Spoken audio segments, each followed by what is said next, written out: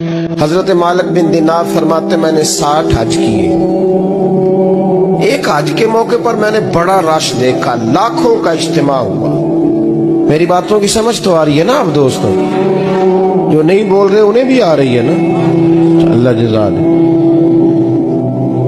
کہتے لاکھوں کا مجمع تھا تو میرے دل میں خیال آیا، میں نے کہا اے اللہ، اتنے لوگ آئے ہیں، ان کا حج قبول بھی ہوا ہے کہ نہیں؟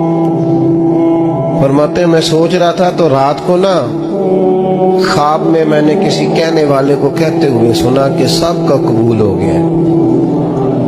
بلخ کا رہنے والا محمد بن ہارون بلخی ہے، اس کا حج قبول نہیں. فرماتے ہیں شہروں کے علیحدہ علیحدہ خیمے لگتے تھے. اب بھی آپ حج کرنے جائیں تو پاکستانیوں کی رہائشیں علیحدہ ہوتی ہیں، انڈین کی علیحدہ، بنگلہ دیش کے علیحدہ، مصری، یمنی، سب لوگ علیحدہ علیحدہ رہائشیں ہوتی ہیں، جھنڈے لگے ہوتے ہیں ملکوں کے. کہتے ہیں میں نے سویرے اٹھ کے ڈھونڈنا شروع کر دیا. ڈھونڈتا ہوں وہ بندہ ملے. کہتے ہیں جہاں بلخ شہر کے لوگ رہتے تھے وہاں چلا گیا تو میں نے لوگوں سے پوچھا تم میں محمد بن ہارون بلخی کون ہے؟ لوگ کہنے لگے وہ تو بڑا نیک آدمی ہے،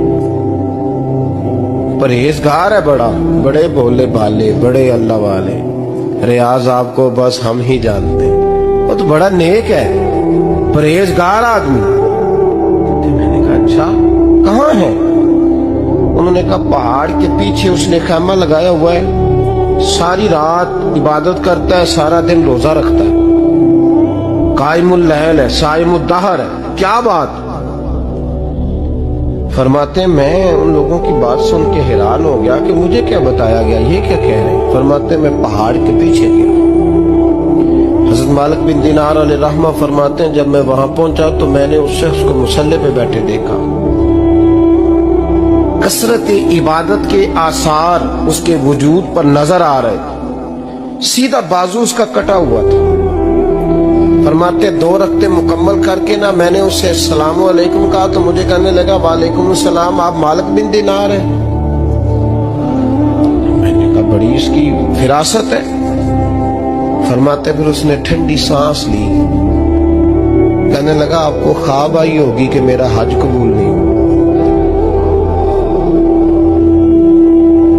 فرماتے مجھ پر اور بجلی گری کہ کیا کہہ رہا. میں نے کہا یار لوگ بھی تیری تعریف کر رہے ہیں اور تیری بصیرت بھی بڑی ہے، تو یہ ماجرا کیا ہے؟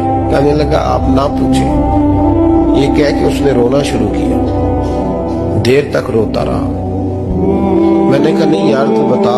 کہنے لگا نہیں آپ نہ پوچھیں، آپ ناراض ہو گئے. میں نے کہا میں نہیں ہوتا، تو بولنا.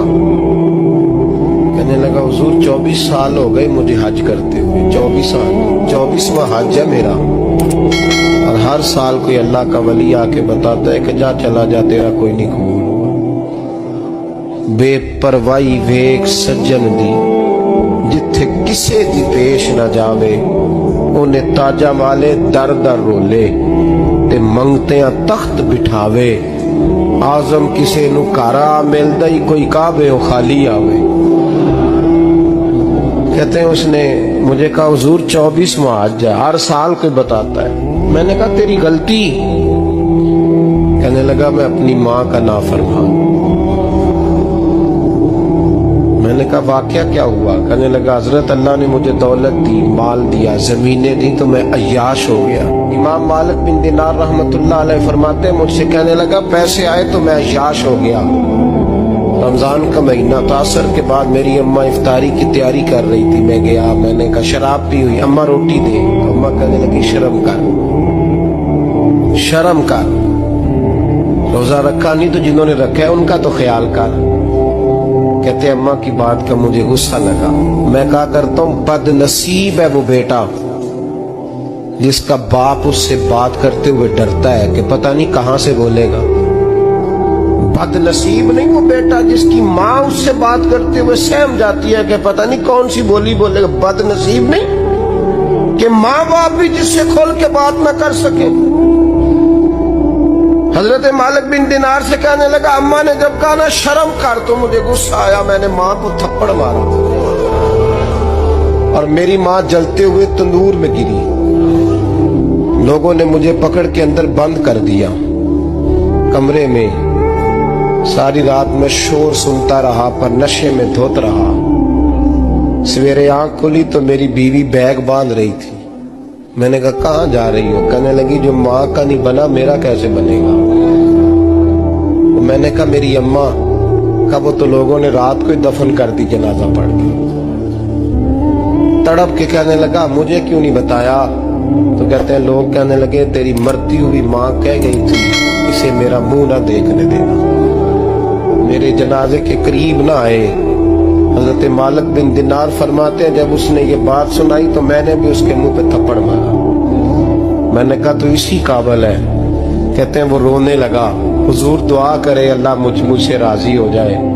कहने लगा जब माँ की इंतकाल की खबर मिली तो मैंने कुल्हाड़ी लेके वो हाथ काट दिया जिससे माँ को मारा था।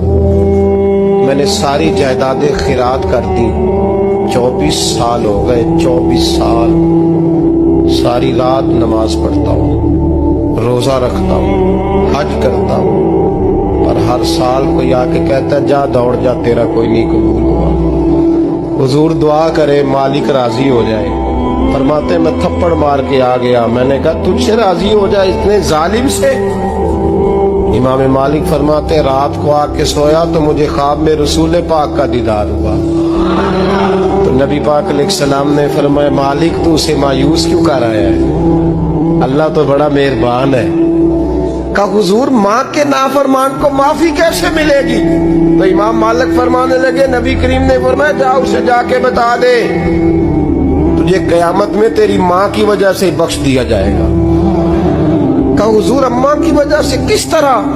तो महबूब फरमाने लगे इसकी माँ कयामत में इसके खिलाफ मुकदमा दायर करेगी रब करीम की अदालत में। ए अल्लाह मैंने 9 माह पेट में रखा, दर्द सह के इसे जना, जिगर का खून पिला के पाला और इसी ने मुझे कत्ल किया।